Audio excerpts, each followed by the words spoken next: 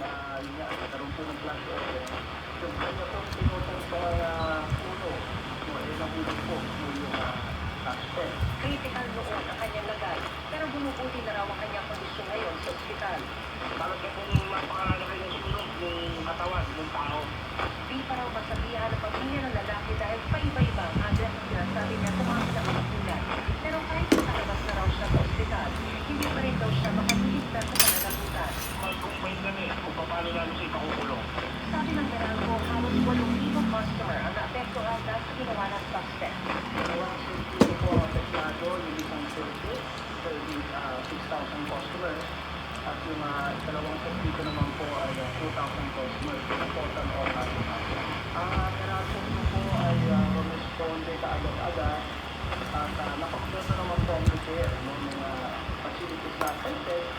Restoring power service within 4 hours. Nitong 2025, nakapagtala raw ang Meralco na 285 na insidente ng pagnanakaw ng mga pasilidad dito. Kabila ang mga kable ng kuryente. 4 sa mga kasong ito ang nakisukat sa aksidente o pinsanan sa katawan ng mga suspect. Paalaman ng Meralco, mahigpit na ipinagbabawal ang pagnanakaw ng mga kable at iba pang pasilidad ng kuryente dahil paglabag ito sa Republic Act 7832 o Anti-Electricity Transference Act na may parusang 6 hanggang 12 taong pagkakakulong at multang hindi bababa sa 50,000 pesos. Hinikayat ang mga customer na i-report ang anumang kahina-hina ng aktibidad sa pamamagitan ng My Meralco app o kanilang mga social media pages.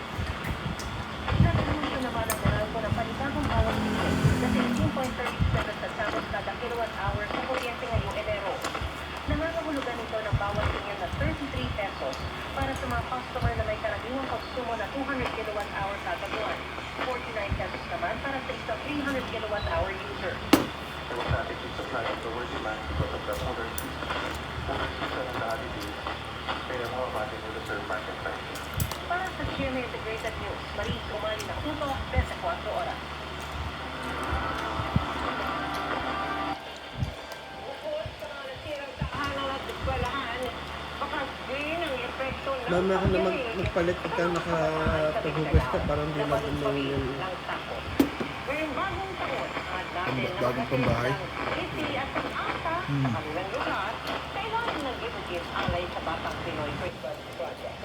Tuloy ang operasyon ng GMA Kapuso Foundation dahil wala po doon ng pagkakapos pag-ibig.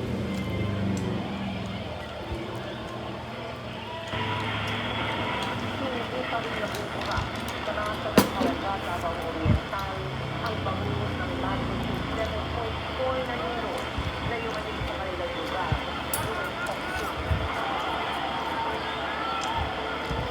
Kaya may nilo na muling bumabalik ang takot ni Teacher Gray at ang kanyang mga estudyante. Yung fingers ko, nagiyak na sila pumunta sa akin, yumakap sa akin. Pagdating namin dito sa labas, yung mga bata ko walang tsinelas, walang bag. Sa lakas nga ng dito, nawasak ang kanilang silid-aralan.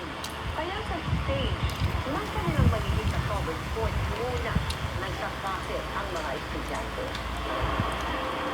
Para kahit papaano'y may kanang bigat ng kanilang nararamdaman. Nagtulong sa kanilang GMA Kapuso Foundation noong nakaraang Miyerkules para maghatid ng mga regalo ngayong bagong taon sa mga batang naapektuhan ng mundo. Pero sa kalagitnaan ng kanilang distribusyon, huling namin ang 6.4 magnitude na lindong. Mabuti na lang ligtas ang lakas. Yung DepEd po, nagbigay ng mga psychosocial sa mga bata, sa mga guro, kung paano i-handle ang mga ganitong sitwasyon. Ang kanilang sabi, napalitan naman ang mga ngiti. Pagkatapos matanggap ang mga regalo natin bag na may dalang pagkain at lantan. GMA Kapuso Foundation. Maraming salamat dahil nakita namin kung gaano sila kataya.